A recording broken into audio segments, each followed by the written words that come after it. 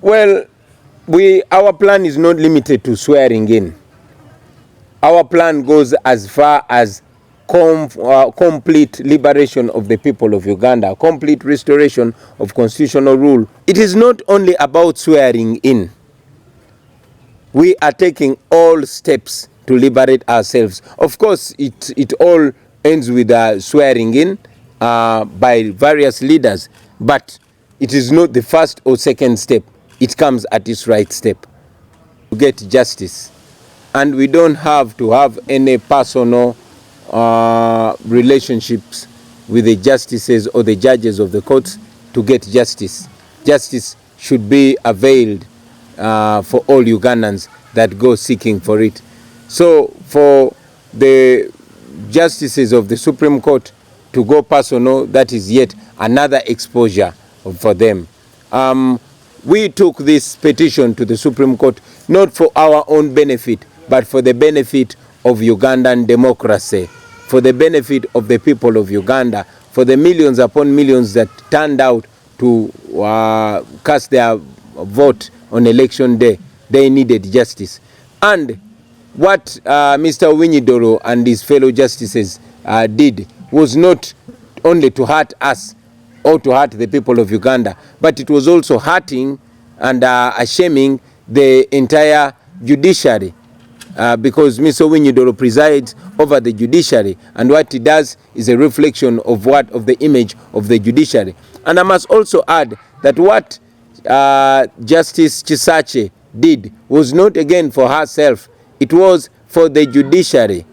At least it in a way saved to a certain extent the image of the judiciary. Now we know that not all is lost within the judiciary. We know that there are some noble judicial officers that are willing, regardless of the intimidation and the bribery and the coercion, that are willing to stand by the Constitution and to stand by their judicial oath. Omusango mukoti yensi yonna naye twalongoseza mbulongosa mu mpaaba yaffe. Ennongoosa wano gye baatugaana naye twasobodde okulongosaamu mu mpaaba yaffe mu mpaaba yaffe ne twongerako ku bye twawabidde ne twongerako General Muhoozi Kainerugaba ngono yakulira amagye ga SFC ate ng'ago ge gavunaanyizibwa ku kuwamba abantu baffe abali mu bikumi, okubatta, okubatulugunya n'okukwata abakazi nga bali mu buwambe. Justice Chisache, I can only salute her. You know, everything that is being done around us is to drum it down the minds of the people of Uganda that they are not protected by the law, that those that have guns can do anything they want. What Justice Chisache did is another, upliftment of hope for the people of Uganda. We thank her because what she did is far-reaching. It communicates to us that not all is lost in the judiciary.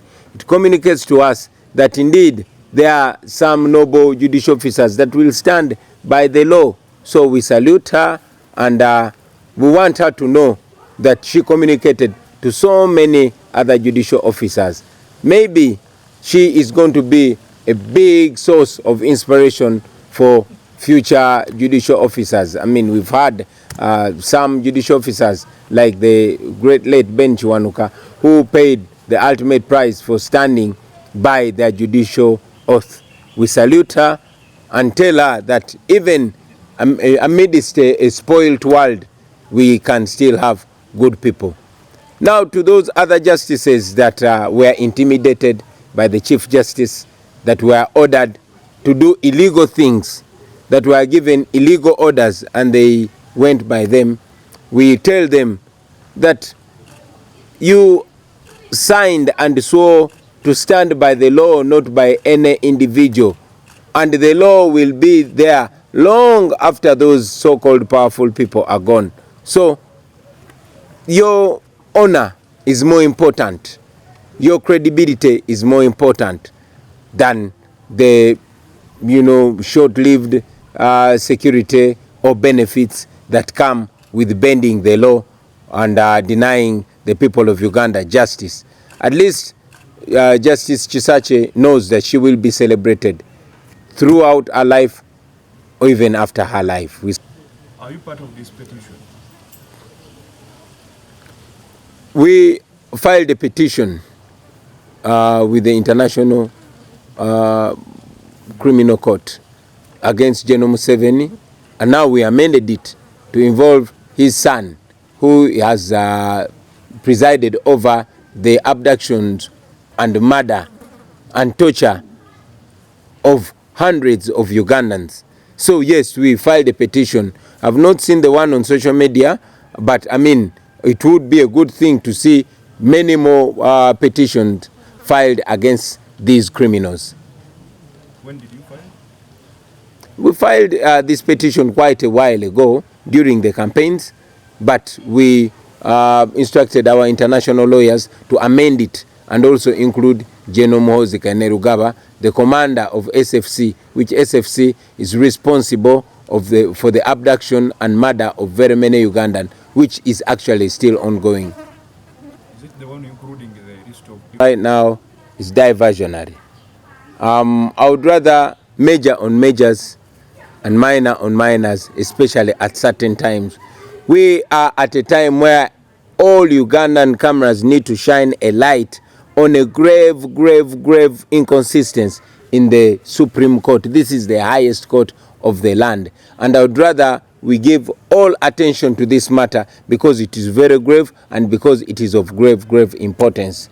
You know, that some members have already shown sides. That is not the official position of the party, and we always sit down as party to come up with statements on various issues. But as of now, I'd rather major on the major.